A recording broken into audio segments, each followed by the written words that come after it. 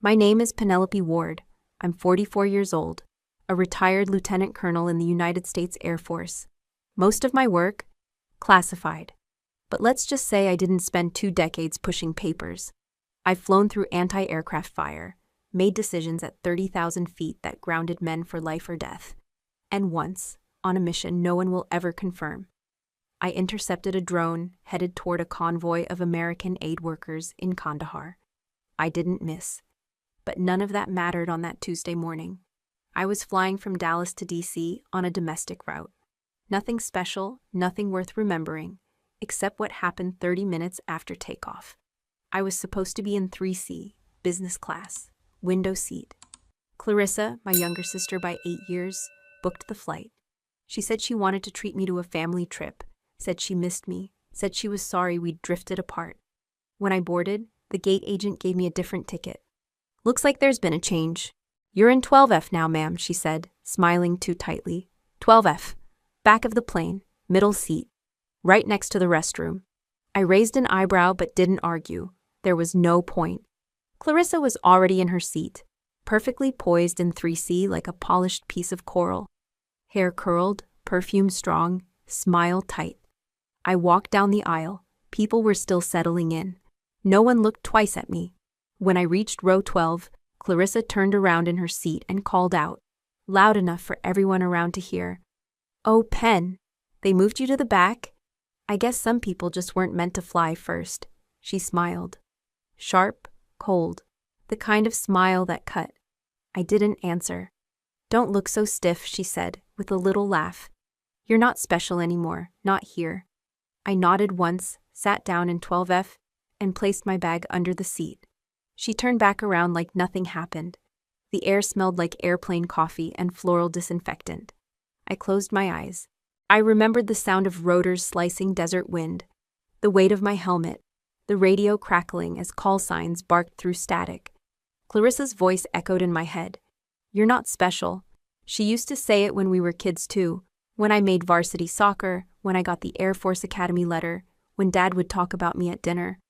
Always with a laugh, always pretending it was a joke. It never was.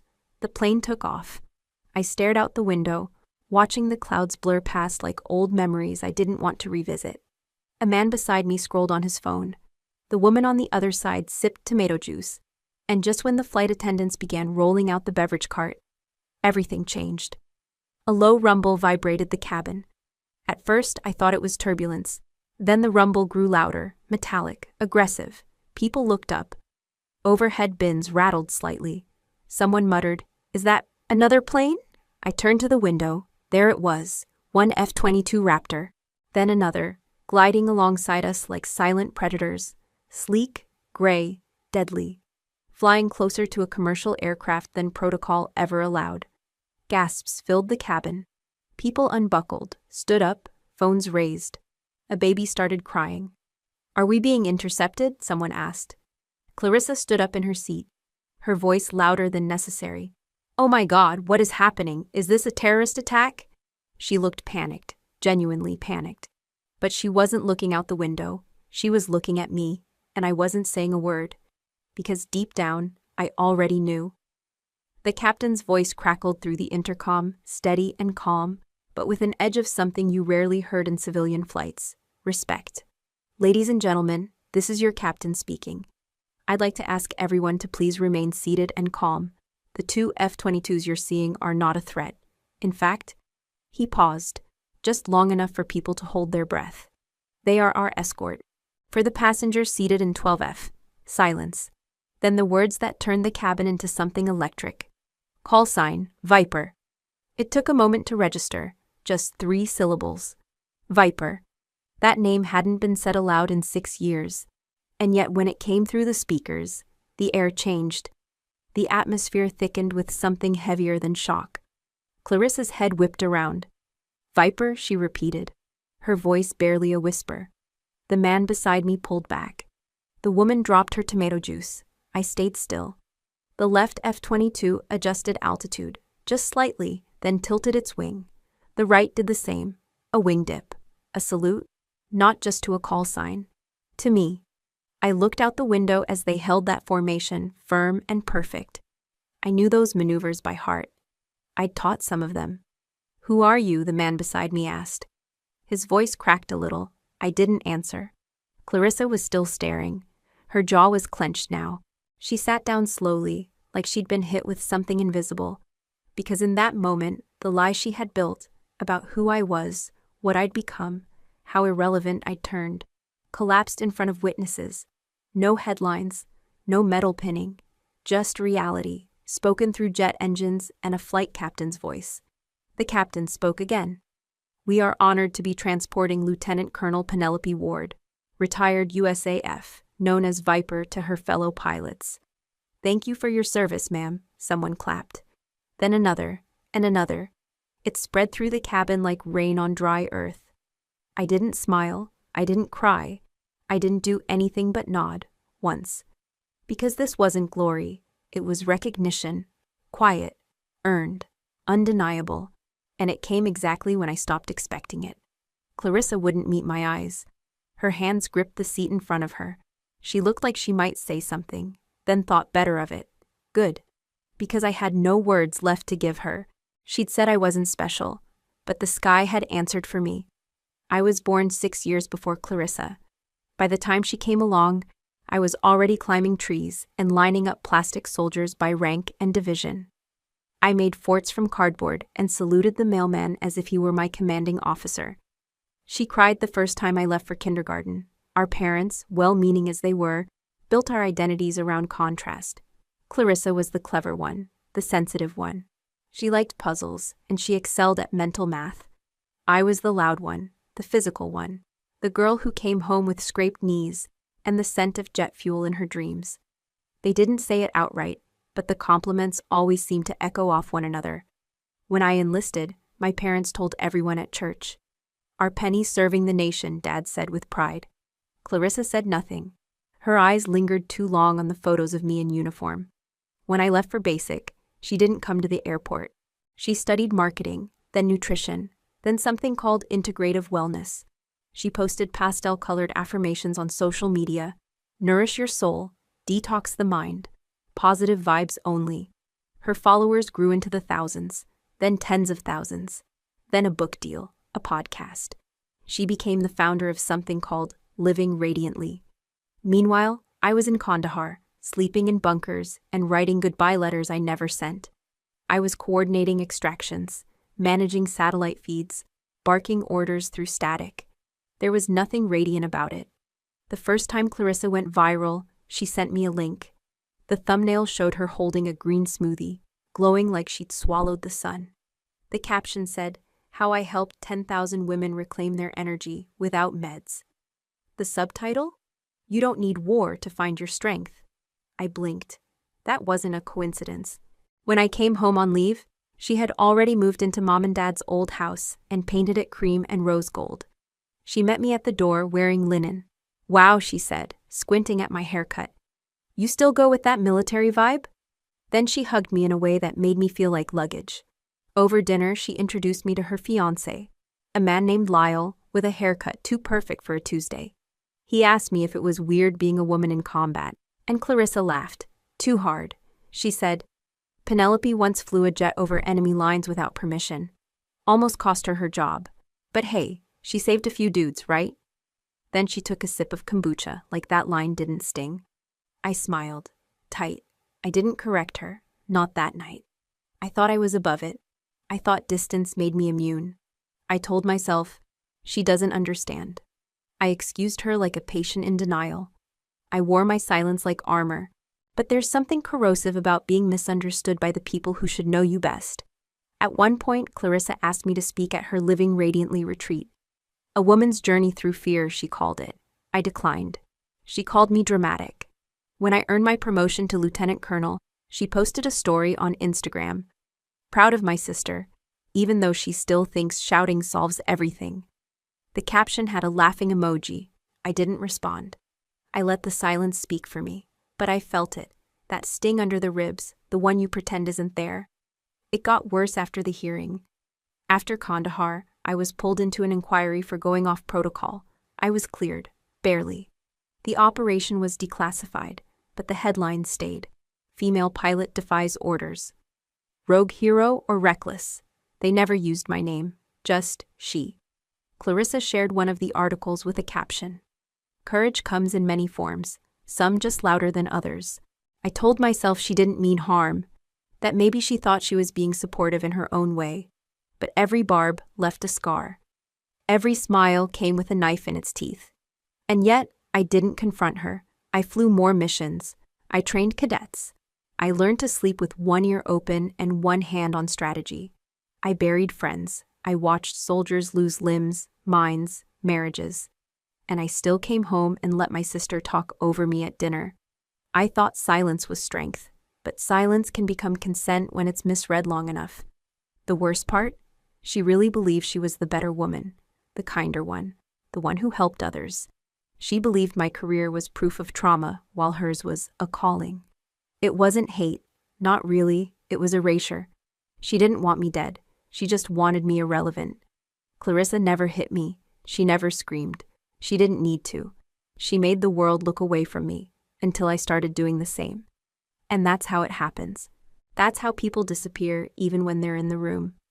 1 year ago, while I was going through mandatory therapy for combat-related PTSD at Walter Reed, my father passed away, but I didn't know.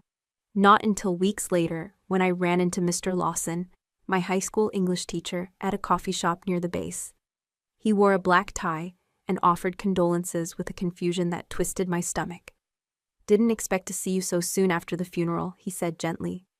What funeral? I asked, my heart already sinking. He blinked. Your father's. Clarissa gave the eulogy. She said you were deployed. I wasn't. I was in Bethesda, 43 minutes from home. I tried calling her that night. She didn't answer. Later, I got a message. Just one line. You weren't that close with Dad anyway. No apology, no explanation, just that. I didn't respond. I couldn't. What do you even say to something like that? I mailed flowers to the funeral home, white lilies, no name on the card. For the first time in my life, I felt like a ghost in my own family, not forgotten, just deliberately excluded. Like I had been written out of the script. And the worst part? A small, traitorous voice inside me whispered that maybe Clarissa was right. Maybe I hadn't been a good daughter. Maybe being a soldier had made me too cold, too distant. Maybe I hadn't called enough. Maybe I hadn't come home enough. But then I remembered Dad's last message to me. It had come a week before he died. I watched you on the news. I'm proud of you. You fly like your mother used to. She died when I was 10. He never remarried. That message had sat in my inbox like a soft, folded paper airplane. I had never replied. After I found out, I went to his grave in secret. No one saw me. I wore my uniform because it felt right. I knelt, placed a coin on the headstone. A silent symbol of service, of loss, of things unsaid. And I whispered something I had never said out loud. I'm sorry I didn't know. I should have been there. I never told Clarissa I visited. I didn't want her to have that power, to turn something private into something performative. But that day, something shifted in me. Not anger, not even sadness. Just a quiet kind of knowing. Knowing that I couldn't trust her with my grief. That was the first time I started to pull away. Not loudly, not with drama, just slowly. The way you back out of a burning room. And she didn't chase after me. She never even asked where I'd gone. Clarissa could hold a room with her laughter. She could charm an entire table of strangers. But empathy? That was never her strength. She said once that emotions were inefficient. I think she saw my silence as weakness. But she never noticed that silence is what you use when words don't work anymore. Now, sitting here in this plane, seat 12F vibrating under me, I remember that silence. It's familiar, not painful, just present. Like the hum of an engine, like the air right before a storm. And I know now, whatever happens next, I won't stay silent anymore. Because the funeral I didn't attend. It wasn't just Dad's. It was the funeral of any hope I had left that Clarissa might one day understand me. It was the moment I realized that blood alone doesn't bind us. That love, real love, is a choice you make over and over again, especially when it's inconvenient. She chose to shut the door. And now I'm learning how to build a different kind of home. One where I'm not just tolerated, but seen. Maybe not by her, but maybe by myself. That's the thing about flying. When you're up that high, everything below looks smaller, quieter, less sharp. You start to see the shape of things. And I've started to see the shape of my life. It no longer includes asking for space in rooms that don't want me. It no longer includes apologizing for who I am. So if Clarissa thinks I'm no one special, that's fine. I don't need her to think I'm special. I just need to know, deep down, that I am not invisible. Not to the people who matter, not to myself. And certainly not to the pilots flying escort beside this plane right now. Clarissa hosted her company's annual gala last winter. Black ties, crystal centerpieces, a string quartet playing something soft and expensive. I found out about it the next day when a friend texted me a headline. Holistica CEO honors female entrepreneurs at DC Gala.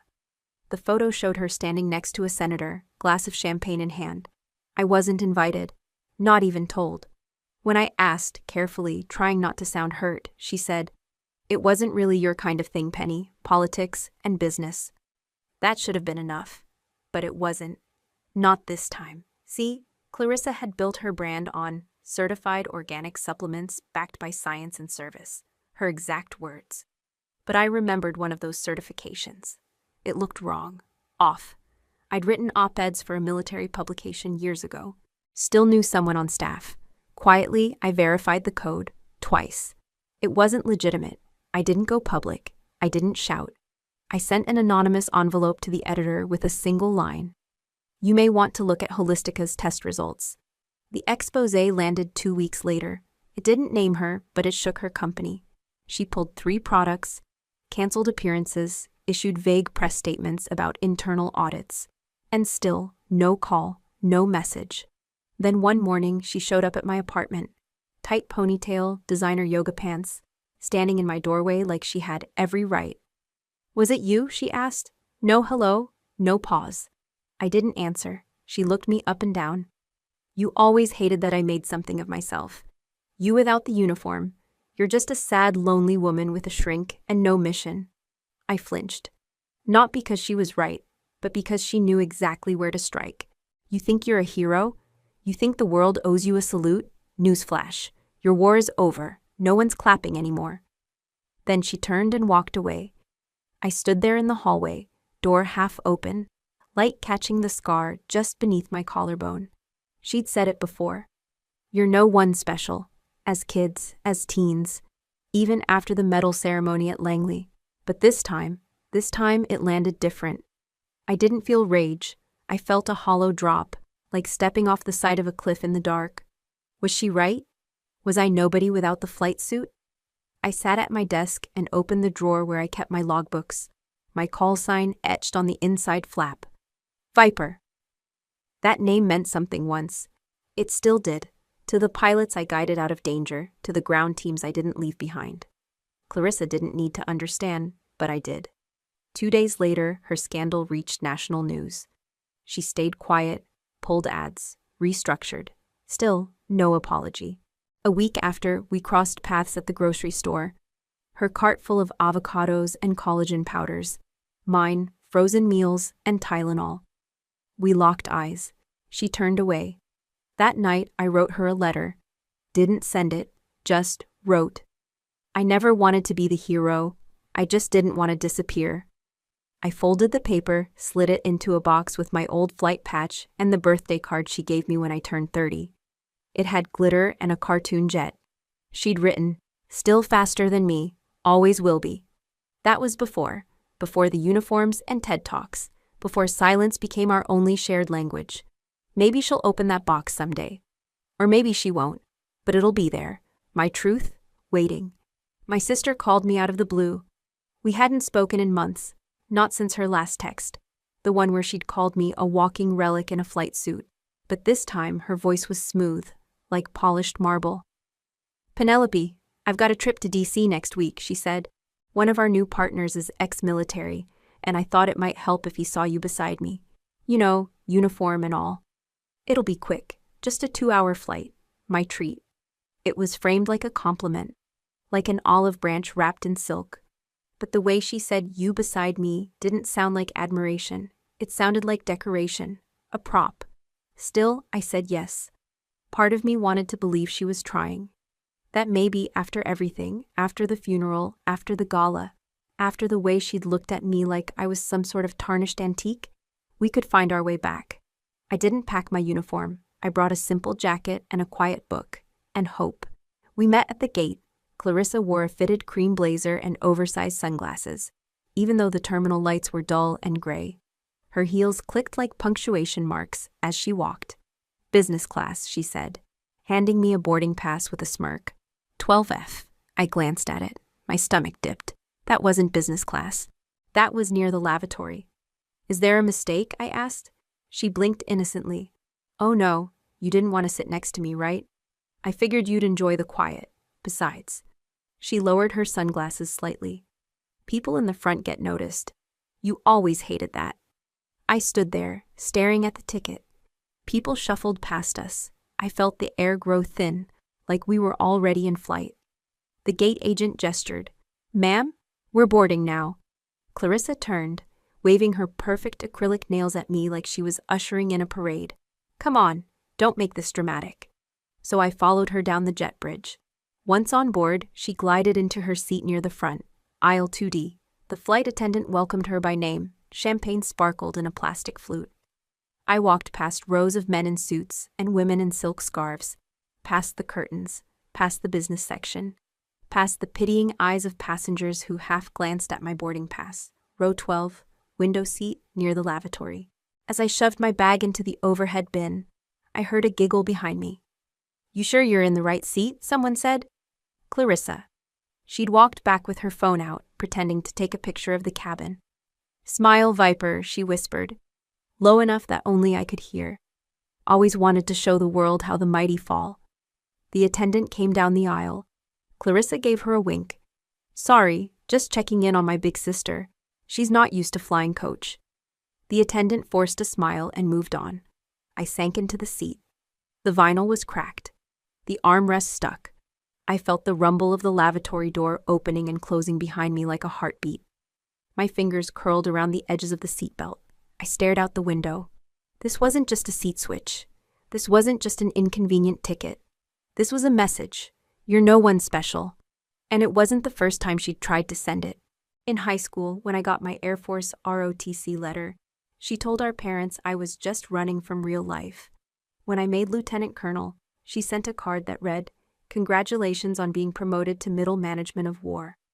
Every achievement had been another spotlight she tried to dim. I thought I could rise above it. I told myself the uniform gave me thicker skin, but sitting there, knees pressed against the seat in front of me, Clarissa's laugh still echoing in my head, I realized something. There was a difference between endurance and erasure. And for too long, I'd mistaken one for the other. I wasn't angry. Not yet. Just exposed. There was no hiding in row 12. Every announcement came with static. Every moment dragged. Clarissa didn't come back again. She didn't need to. The damage was done. The plane taxied. My stomach stayed knotted. I thought of Kandahar, of the noise in the comms, of the moment I heard the team breathe when I broke the chain of command and cleared them for air cover. Viper, they'd said. Fast, precise, no noise. I closed my eyes. The metal around me wasn't a cockpit. It was a cage. But I would remember who I was. Because even if Clarissa thought I was nobody, there were people who knew better. And soon, the whole plane would know too. I heard it before I saw it. A sound not common at 30,000 feet. A low rumble that made the air feel heavy, like the sky was holding its breath. I looked out my tiny window, seat 12F, where Clarissa had banished me, and I saw them, 2 F-22 Raptors, flying in tight formation, flanking our commercial airliner like sentinels of steel. The entire plane gasped as passengers turned to their windows. Someone shouted, "Is this a military intercept?" Panic rippled down the aisle like lightning chasing thunder. Clarissa shot up from her aisle seat near the front. "What's going on?" she asked the flight attendant. Her voice was sharp, no longer mocking, just afraid. "Is there a threat on board? Are we being attacked?" The flight attendant's face had gone pale. She whispered something into the handset and then backed away, eyes wide. No one had answers, but I knew exactly what this was. And then the intercom clicked. "Ladies and gentlemen," the captain began, his voice calm but filled with something else, respect, maybe awe. "Please remain seated. The F-22s you see are here for a special escort. This flight has been flagged for secure military recognition." Whispers buzzed. Clarissa half laughed, confused. "For who?" Then the voice continued, clear and steady. "They're here for the passenger in seat 12F. Call sign, Viper." A silence so profound followed that even the engines seemed to pause. Every eye turned toward the back, toward me. Some craned their necks. Others simply stared. Clarissa whipped around as if yanked by an invisible force. Her mouth parted but no words came out. The captain added, "Both pilots are decorated veterans. One of them has a personal debt to the call sign, Viper. A debt of life." Outside, one of the F-22s tilted its wings in a slow, reverent dip. I sat motionless, my hands rested in my lap, calm. I didn't wave, I didn't nod. I just looked straight ahead. Because my story didn't belong to this moment. It belonged to what came before, and what I had lost to get here. Clarissa made her way down the aisle, each step hesitant, like walking through memory. She crouched beside me, her face pale, her voice barely a breath. "Penelope, that's you?" I didn't answer right away. I wanted to. But the part of me that had been bruised and buried for years wasn't ready to let her off the hook that quickly. I turned slowly to her. "Now you see me?" She swallowed. Her eyes shimmered. "You saved someone in the Air Force? You were flying those missions?" "I did what had to be done," I said, "and I paid for it." She sat down in the empty seat beside me, not her original seat, not first class, but here, in the back, where she had thrown me like excess luggage. Her presence now felt less like an invasion, more like surrender. "The pilot," I said quietly, "was pinned during an extraction. The sandstorm had grounded the medevac. Command wouldn't approve close air support. I disobeyed." I looked out the window again. "He was 24. His name was Kyle Booker. I got him out," Clarissa whispered. "Why didn't you ever tell me?" I gave a sad laugh. "Because telling you was never the problem, Clarissa. You didn't want to see me. You needed me to be small so you could stay big." She dropped her gaze, her carefully painted nails picked at the hem of her blazer. "I'm sorry, I didn't think—" "You didn't have to," I cut in, my tone soft but firm. "You never asked." The second F-22 now dipped its wing. Clarissa's eyes welled. "Why are they doing that? It's how they honor someone," I said. "That wing dip? That's not for ego, that's for memory." Silence fell between us, but it wasn't hostile. It was heavy. Clarissa reached over and touched my hand. For a second, I almost pulled away, but something in me softened. "I didn't know," she whispered. "I really didn't." "I believe you," I said. "But ignorance isn't innocence." Clarissa nodded. For the first time in decades, she didn't have a comeback. She just sat with me. The jet escort continued beside us. The passengers had stopped murmuring. Now they were simply watching. A shared, suspended reverence. And as the sun hit the polished surface of the F-22, I saw my own reflection in the window. A woman worn by duty, forgotten by blood, remembered by sky. When we finally began our descent, the pilot came on the intercom again. "On behalf of our crew and the United States Air Force, we salute the passenger in seat 12F, Colonel Penelope Ward." The entire plane applauded. Clarissa was crying now, but me? I just breathed. Because sometimes the sky remembers even when people don't. "My name is Penelope Ward, call sign, Viper." I hadn't heard from him in months. Just a brief email last winter. "Doing better, hope you're well, ma'am." But when the F-22 dipped its wing beside our plane, I didn't need confirmation. I knew. Because that call sign painted under the cockpit wasn't just letters, it was memory. Rook 1. Back in Kandahar, the day had started like any other. Hot wind, dust in your teeth, calm static in your ears. I was operations lead for the air support unit, not supposed to fly. My job was to coordinate, to follow the chain of command. But when the call came in that a recon unit had been ambushed, cut off behind a ridge, I recognized the voice on the radio. His voice. He was 27, fresh out of weapons training, and scared. He tried to hide it under protocol, but it bled through. "Too injured. Ammo low. I don't think we'll hold, ma'am. There was no air support authorization. Not yet.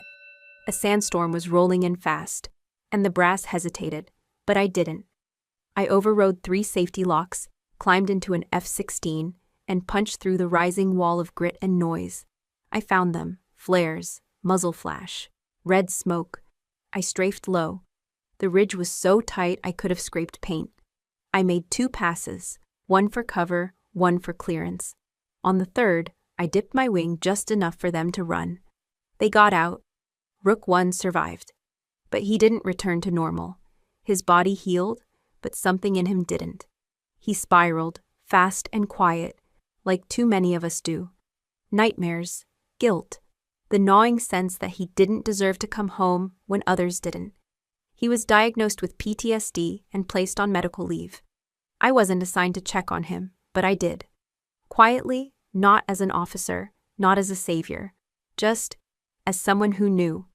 He'd email me at odd hours, 2 a.m. Panic spirals, questions he couldn't ask anyone else. How do you sleep? Did you ever feel like you cheated death? Once he wrote, I bought an engagement ring, ma'am. But what woman says yes to a broken man? I told him to start small. Don't think about forever, I replied. Think about breakfast, then flowers, then music. Then maybe forever will sneak in. We kept in touch for 2 years. Then one day, silence. I assumed he moved on, and I hoped he did. So when I saw that jet out the window of the commercial flight, when the pilot called my name over the intercom, when he said, "Call sign Viper, this is for you," I didn't cry. I just looked at the Raptor and knew. It was him. He'd recovered, reinstated, promoted, now a flight lead with clearance for public escort drills. And today, by chance or grace, we were flying right past Langley AFB. He made it happen, coordinated with FAA, briefed the airline days in advance, and chose this flight, this moment, to salute me. For saving him? No, for not letting him disappear. Clarissa gripped the seat in silence, her jaw slack. The same sister who'd called me no one special now blinked at the sky like it had rewritten our family history. She turned to me, eyes wide. You saved his life. I didn't smile. I didn't grandstand. I just whispered, no. I gave him a reason not to give up. The intercom crackled again. This time, his voice, to the woman who taught me how to fight after the bullets stopped flying, this is your moment. The other passengers stared. Some applauded. Most simply watched. I didn't move, not out of pride, out of reverence. Because I remembered the kid who once said, if you hadn't flown that day, ma'am, I wouldn't have made it to 28. He made it to 31, married last summer. I'd received a photo, him in uniform, her in blue. I wasn't at the wedding, but I didn't need to be. I'd already been part of the vows. He once told me, you gave me back my life. But the truth is, his life gave me mine back too. I was unraveling back then too, doubting my own worth, losing my sense of who I was outside the cockpit, and his trust in me, his belief, reminded me I was more than a flight log, more than a mistake. Outside the window, the F-22 rolled gently, then pulled up and away. A final salute. My throat tightened. I looked at Clarissa again. This time, she didn't speak, didn't mock. She just looked at me like she was trying to understand a language she'd never bothered to learn. And maybe, for the first time, she heard me. Or maybe not. Either way, I wasn't invisible anymore. I reached into my carry-on, pulled out the old patch I always kept tucked beneath the lining, Rook 1's squadron emblem. I pressed it flat on my tray table, then leaned back into my seat. Fly safe, Lieutenant, I whispered. And I meant every syllable. The silence in the cabin wasn't just about shock. It was something deeper. It was a collective pause. Every phone, every whisper, every breath seemed to stall midair, as if time had folded in on itself. And I just sat there, seat 12F. The hum of the engines faded behind the beat of my heart. I didn't smile. I didn't cry. I simply breathed, as if for the first time in years. I used to think I needed people to see me, to acknowledge the long nights, the deployment orders, the sacrifices. I thought maybe if someone clapped or even just looked at me with a hint of pride, I'd feel whole again. But in that moment, when two raptors dipped their wings outside my window and the captain said my call sign, I felt something else entirely. Peace. Clarissa didn't speak at first. She was 2 rows ahead, turned in her seat, staring at me like she didn't know who I was. Maybe she didn't. Maybe she never really did. She slowly walked back toward me, her heels uncertain on the plane's carpet. She knelt beside my seat, right there in the aisle, while everyone around us tried not to watch, but absolutely couldn't look away. "Why didn't you ever tell me?" she whispered, her voice barely audible over the low cabin noise. I looked at her, not with anger, not with pride, but with something else, forgiveness laced with mourning. Mourning the years lost between us, mourning all the words never said. I tilted my head slightly and replied, calm and steady, "Because you wouldn't have listened." Her eyes welled up, and for a second I saw her, not the polished businesswoman, not the bitter little sister, but a young girl again, one who once clung to my leg the day I left for basic training, begging me not to go. The same girl who cried under her blanket the first time our dad yelled at her, who used to draw planes just so we'd have something in common. That Clarissa. But that girl had learned different rules as she grew. Rules about power, perception, status. She rose in a world where prestige mattered more than principle, and she thought I had lost because I stepped away from that game. Because I had chosen a different kind of battle. Clarissa cleared her throat, her voice hoarse. I thought you gave up. On yourself. On us. That you were hiding." I shook my head. "I wasn't hiding. I was healing." "Why didn't you fight back when I mocked you?" "Because I didn't need to win your war." Her lips parted, but no words came out. She stared at me, and I could see it. The 1,000 things she wanted to say, the justifications, the regrets. And maybe, for the first time, she realized silence could be heavier than shouting. It could tell the truth in ways words never could. The flight attendants tried to keep the passengers calm. A few whispered prayers. A child pointed at the jets still gliding alongside us. I watched as they peeled away, tipping their wings once more, and just like that, they were gone, vanishing into the clouds like ghosts, taking with them every shadow I had carried for years. For the first time, I didn't feel the need to explain myself. I didn't feel the need to prove anything. I didn't need the world to see me.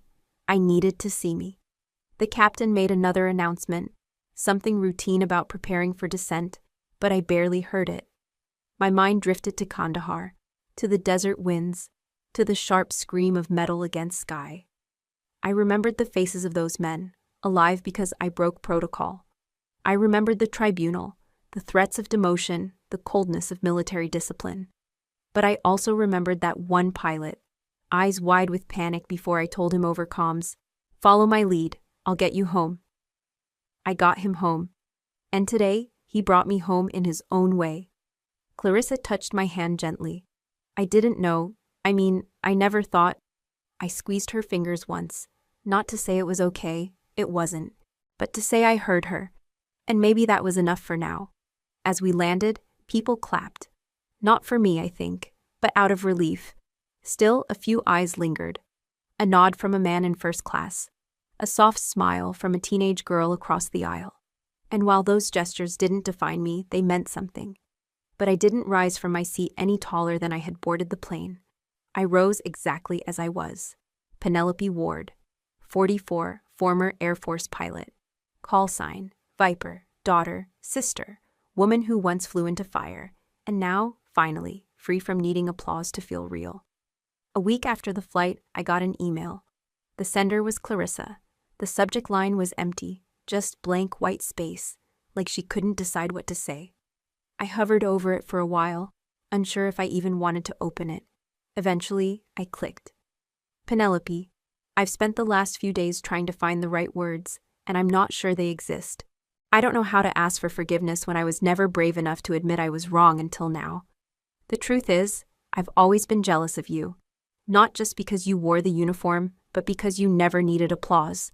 You had discipline, honor. People followed you because they trusted you, not because you had a pitch deck or a platform. I hated that. I hated that Dad looked prouder when he mentioned your name than when he read about my startup in the paper. I hated that you never bragged about anything and still walked into a room with presents. I tried to shrink you so I could feel taller. And I'm sorry. For the seat. For the funeral. For pretending like you didn't matter. I'm not sure I can undo any of that, but I need you to know you are not invisible. You never were. I just refuse to see you. Clarissa, I read it 3 times. My first reaction wasn't what you might expect. I didn't cry. I didn't feel vindicated. I didn't even feel relief. What I felt was tired, not exhausted, not angry, just deeply, achingly tired. Because the truth is, I had already lived so long without needing her apology. I had gotten used to the quiet, to the way my story wasn't shared at dinner tables or award ceremonies. I had learned to carry that silence like a second skin. But still, it meant something. It meant she saw me. Whether it came too late, or whether it even mattered anymore, I'm not sure. What I do know is that I didn't reply. Not then. Instead, I took a walk. It was early morning. Fog curled low along the sidewalk like breath in the cold. I passed the corner cafe, where the barista with the silver nose ring always waved through the window. I walked past the bookstore, the one where the owner once asked if I'd be interested in running a military memoir discussion group. I kept walking until I reached the park. The bench near the duck pond was empty, so I sat. And I remembered. I remembered when Clarissa was 10, and I found her crying after a spelling bee because she had come in second. I had knelt beside her and said, "Second place isn't failure. It means you're strong enough to keep going." And I remembered when I got my pilot wings, and she didn't come to the ceremony. She said she had a final exam. I believed her. I remembered the first time she called me nobody special. The words didn't burn then, but they left a mark. We carry our wounds like folded letters, creases worn, edges yellowed. Some we open often, others we keep locked away. Hers were never mine to read. And mine. She never asked to understand. Some people online, after hearing the story, because yes, it had gone viral, said they could never forgive her. They called her cruel, vain, manipulative. And maybe some of that was true. But here's the thing. Forgiveness isn't a gift you give to others. It's a release you give to yourself. A choice not to let someone else's shadow determine the shape of your day. I didn't forgive Clarissa because she deserved it. I forgave her because I was done carrying the weight. I didn't write her back, but I did forward her email to Maddie, my niece. She was old enough to understand now. Old enough to see the gaps between people and the bridges we sometimes build too late. She replied with a heart emoji and one sentence. "You always mattered to me, Aunt Pen." That was all I needed. That evening, I pulled my old flight suit from the back of the closet. The one with the faded patch and worn seams. I didn't put it on, I just held it in my lap. The fabric still smelled faintly of jet fuel and wind. For a long time, I thought that uniform was my identity. That without it, I was just Penelope, the sister, the shadow. But maybe Penelope was enough. Maybe she always had been. And maybe that was what scared Clarissa most. Not that I was invisible, but that I had never needed to be seen to be strong. That night, I deleted the email from my inbox, but not before saving it to a folder labeled Unspoken. I didn't need to reopen it, but I wasn't ready to let it go either. Some truths aren't meant to echo, they're meant to rest, quietly, where they can do no more harm. And for the first time in a long time, I slept without dreaming. They say silence travels faster than sound. That day, it moved like lightning. When the pilot's voice crackled through the cabin and spoke my call sign, Viper. Something shifted in the air. I didn't look up. I didn't need to. Every eye was already on me. Someone 2 rows ahead turned on their phone camera. I saw it out of the corner of my eye, the red recording light glowing like an accusation or a witness. Then, outside the windows, the F-22s tipped their wings in perfect salute. Not for a general, not for a politician. For the passenger in seat 12F. For me. The man beside me, a stranger in a business suit who hadn't said a word the entire flight, looked over with a mix of confusion and awe. "Is that for you?" he whispered. I nodded once. I wasn't embarrassed. But I wasn't proud either. There's a kind of grief that never lets you feel fully victorious. I carried it in my chest like a sealed letter I'd never open. Someone gasped. Then someone else clapped. Just one clap. Tentative, then another, then a wave. People stood. They stood for me. In the cramped, recycled air cabin of a domestic flight, people actually stood and clapped as the jets disappeared into the clouds. It wasn't loud like in the movies. It wasn't theatrical. It was reverent. Hesitant at first, then building. A slow, rising acknowledgement from a group of strangers who suddenly understood that someone among them had done something that mattered. Clarissa stood too, but her hands didn't move. Her eyes were on me. Not the usual side-eye laced with disdain. Not the smirk of someone who thought she had the upper hand. It was the wide-eyed look of someone seeing fire for the first time and realizing they'd been sitting too close. When the clapping faded, people sat down. No one looked at me the same way again. By the time we landed in DC, the video had already hit 200,000 views. The passenger who filmed it uploaded it mid-air using in-flight Wi-Fi. By the time I reached the terminal, news outlets were contacting the airline. Who was the woman in seat 12F? Who was Viper? I received emails from military pages, messages from old squad mates. A major news network requested a live interview. I declined. They wanted to know my story, but they didn't understand that the most important parts of it weren't theirs to broadcast.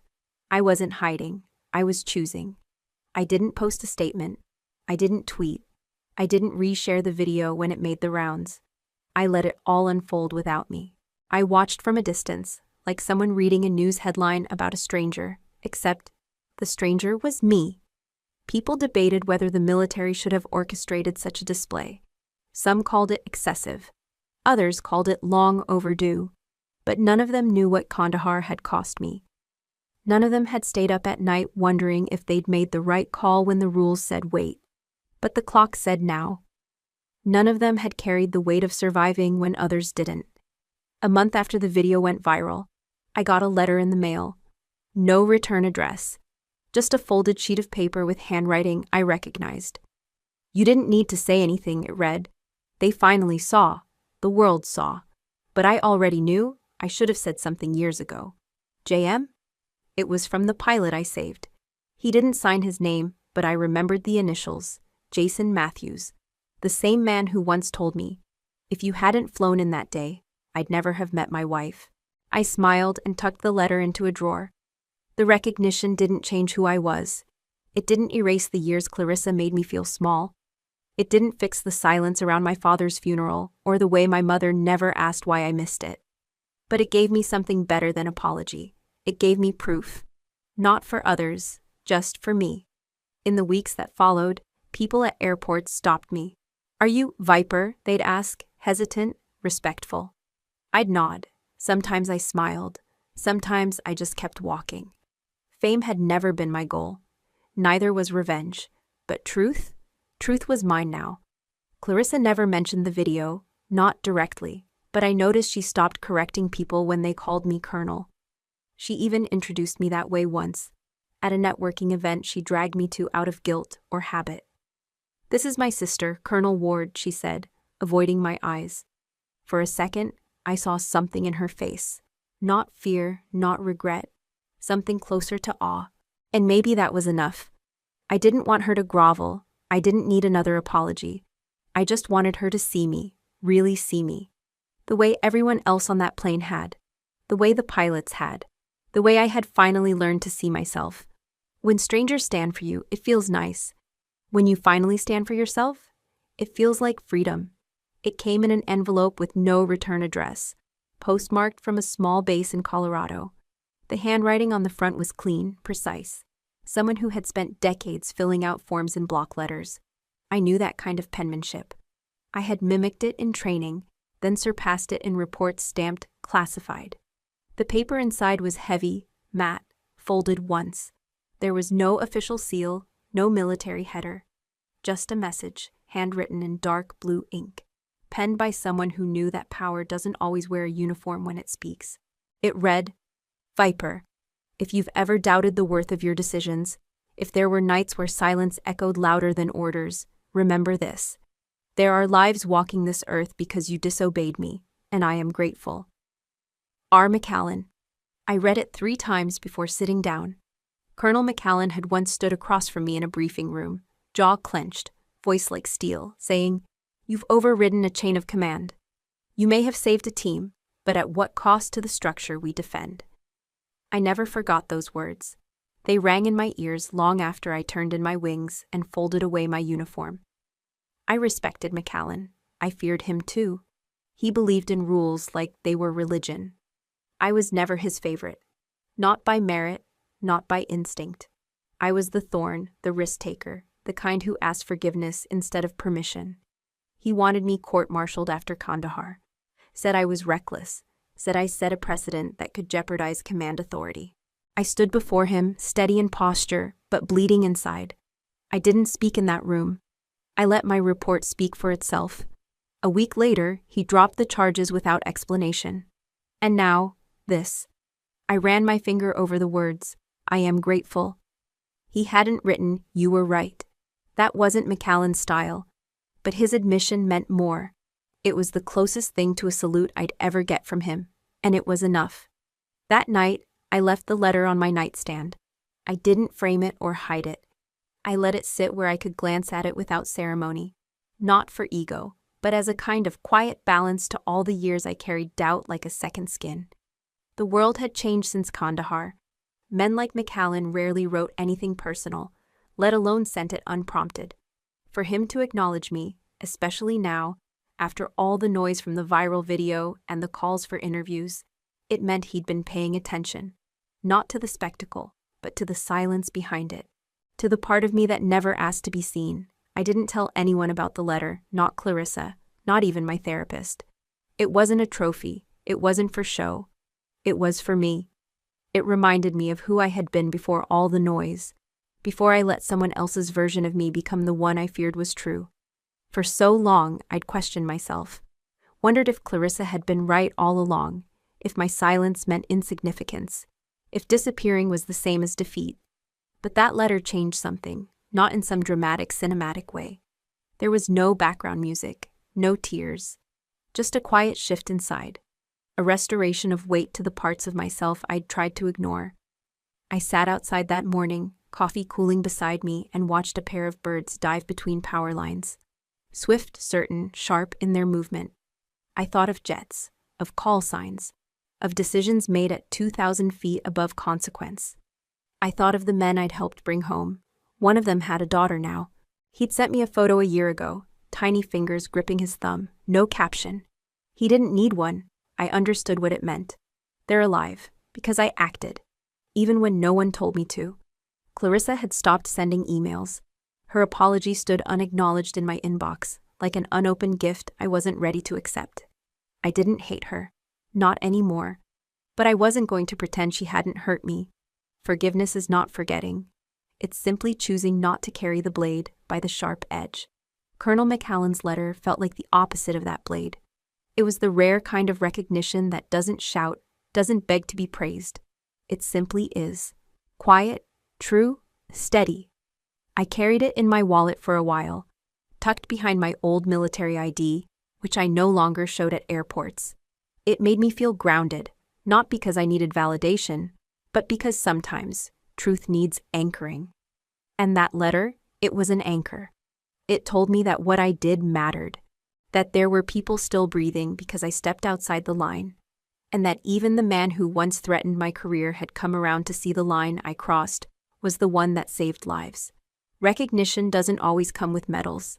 Sometimes it comes with silence broken by a single folded sheet of paper, and a signature that once condemned you, now setting you free. It was a rainy afternoon, the kind where the sky doesn't just cry, it broods. Thick clouds hung low over the neighborhood, and the air smelled faintly of metal and wet bark. I stood in my hallway with the wooden box in my hands, the one I had carried across 9 different bases, but hadn't opened in almost 3 years. The hinges creaked, same as always. Inside, my flight badge sat exactly where I had last left it, Viper, etched in silver against a deep blue field. It glinted slightly in the dim light, coming through the kitchen window, catching the edge of a raindrop that had trickled down from the frame. I didn't reach for it. Not at first. My hands hovered for a moment, fingers twitching from habit. There had been a time when suiting up was muscle memory. Clip the badge, adjust the patch, zip the suit. Walk to the hangar like the wind itself waited for your command. That time had passed. I took the badge between my fingers and turned it slowly, feeling its weight, not physical but symbolic.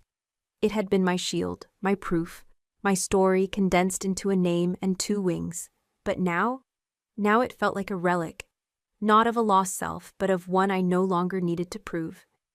I laid it down on the hallway table, next to the envelope Colonel McCallan had sent. The 2 items looked strangely at peace together. One was my identity, the other my redemption. My flight suit came next. It hung in the back of my closet, behind the winter coats and formal jackets. I hadn't touched it in months. The green was faded at the elbows, and one cuff still had a thread snag from a ladder in Kandahar. I held it to my chest for a moment, inhaled. It smelled faintly of old canvas and the kind of silence you only find above 20,000 feet. I folded it carefully, creased at the shoulders, arms tucked in, legs brought up to meet the chest, just like we were taught. It was a ritual, a discipline, a final salute. Then I placed it in the wooden box. On top, I set the Viper badge, face down. Not out of shame, but closure. This wasn't a burial. It was a return. As I closed the lid, the latch clicked into place with a soft but certain sound. I didn't cry. I thought I might, but instead, I felt a strange kind of clarity, like a cord resolving after years of suspended tension. I didn't need to wear those wings anymore to know they were mine. Outside, the rain had softened to a drizzle. I stepped to the window and looked out. Gray, flat, unremarkable, but I knew better. The sky is never empty. It holds echoes of engines, of comms chatter, of choices, and I had flown through all of them. I remembered one night over the Pacific, moonless, horizonless, everything blacked out. My co-pilot had whispered, "You ever wonder what keeps us in the air?" I had replied without thinking, faith in the math, trust in the crew. But that wasn't the full truth. What really kept us in the air, what kept me in the air, was the decision to rise at all. To believe I had something to offer up there that mattered. I leaned against the window frame and thought of Clarissa, of the gala, of the empty chair at Dad's funeral, of her voice saying, "You're just a lonely woman with a box of memories." She wasn't entirely wrong. I was alone in that moment, but I was no longer lonely. There's a difference. Loneliness aches for acknowledgement. Aloneness holds space for peace. I had made peace, not just with her, but with the years I spent chasing a kind of approval no one was ever going to give me. Not the military, not my family, not the crowd on the internet screaming, "Hero," just because 2 jets dipped their wings. I smiled at that thought. How silly it all seemed now. The desperate need to be seen. I had been seen, in the only way that mattered. Not by headlines, but by men I'd flown with. By the commander who once doubted me and later wrote, "I am grateful." And most of all, by myself. I knew who I was, and who I wasn't. I wasn't a prop for Clarissa's career. I wasn't the sister forgotten in the photo albums. I wasn't the silence at the end of the table. I was Penelope Ward, call sign, Viper. I flew when it mattered, I spoke when it counted, and I walked away when the sky no longer needed me, but I still needed me. The box sat quietly on the shelf. Outside, the clouds began to break, just slightly. A line of blue peeked through, sharp and clean. I didn't need to fly to know what freedom felt like. I already had it. And when the time came again, if it ever came, I'd know exactly where the wings were, not in the box, but in me. It had been almost a year since the F-22 flyby, since the quiet applause in an airplane cabin, since the box with my wings was sealed shut and placed gently on a shelf. I hadn't worn the badge since. I hadn't needed to. But on a cool autumn morning, I found myself driving toward the base again. Not in uniform, not with orders. Just a visitor this time. A guest. The guard at the gate checked my ID, did a double take, and then offered a small salute. I returned it, not with my hand but with a quiet nod. I wasn't here to relive old glories. I was here for something that, in a quiet way, meant even more. Her name was Mia, 23 years old. just graduated from Air Force Academy, now in her final weeks of flight school. She had written to me through a mentorship initiative, said she'd read an article, heard rumors, something about a pilot who once flew without permission to save a downed comrade. She didn't ask if it was me. She didn't need to. We agreed to meet at the rec lounge. She wore her flight suit like it was a second skin. Nervous, eager, every bit the way I must have looked when I was her age. "Ma'am," she said, standing at attention. "I just wanted to say, you're the reason I'm here." I raised an eyebrow. "I don't think I've done anything that special." "You didn't wait for permission to save someone," she said. "That's not just special. That's why I believe in this uniform." There it was again, that need to assign value through legend. I didn't flinch this time. Instead, I smiled gently. "What matters isn't what people say about you," I said. "It's that you know why you're doing this." She nodded, a little uncertain. I could tell she was waiting for me to confirm it, that I was the woman from the story, the rebel with the steady hands, the pilot who defied orders and lived to carry the consequences. I didn't confirm anything. I simply said, "Just remember why you started. Hold on to that. Especially when people try to box you in, or tell you you're not extraordinary." Mia looked at me, then asked, "And what do you do when they tell you that?" I thought for a moment, then answered, "You smile, you sit down, and you own your space, even if it's seat 12F. Her head tilted. "Seat 12F? I looked past her, out the lounge window, where a transport jet rumbled across the tarmac, lifting slowly into the air. "There was a time," I said, "when someone thought putting me in that seat would diminish me, push me to the back, remind me I didn't matter." "And did it?" I shook my head. "No. It reminded me that where you sit doesn't determine who you are. How you stand when it counts, that's what does." Mia sat back, absorbing the words. She didn't press for more. She didn't need to. There was a kind of unspoken bond that forms between women in the military. Not just shared experiences, but shared silences, shared space. She would understand more later when the weight of the wings settled on her own shoulders. As we walked back to the front gate, she asked me something simple. "Do you miss it? Flying?" I paused. "Every day." "Then why don't you go back?" I smiled. "Because sometimes the mission changes." She didn't understand then, but she would. The next morning, I received a thank you email from her. Short, respectful. One line stood out. "When they tell me I'm no one special, I'll remember seat 12F. I didn't reply, not because I didn't care, but because she had understood. Fully, finally, that seat, once a symbol of being ignored, was now a reminder. That value doesn't need to be announced.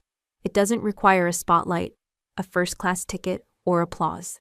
It lives quietly, resolutely, in the choices we make when no one is watching. I walked through my home that evening, past the shelf where the wooden box sat, untouched.